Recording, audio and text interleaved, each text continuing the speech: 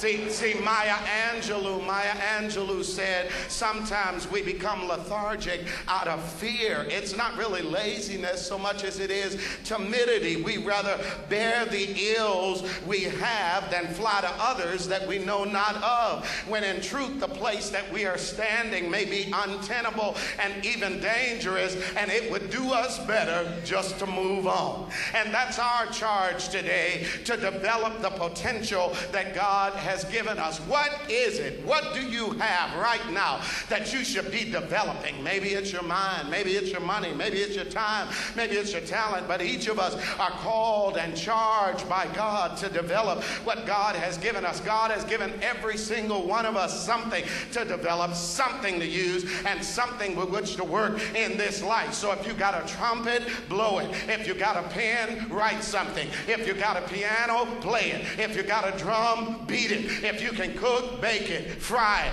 fricassee it, grill it, or saute it. If you can clean, wash it, rinse it, twist it, or shout it out. If you can talk, say it, tell it, declare it, argue it, or advocate for it. If you can sing, hit that note. If you can fight, throw that punch. If you can administrate, organize it, and evaluate it. If you can drive, turn it, push it, press it, or roll it. If you can play ball, pass it, catch it, throw it, hit it, dunk it, dribble it, or bounce it. If you can do hair, fry it, dye it, cut it, straighten it, curl it, braid it, comb it, press it, or weave it. But whatever you can do, just do it.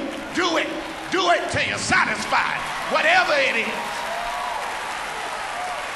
See, don't let worry paralyze you. Let it push you into your destiny.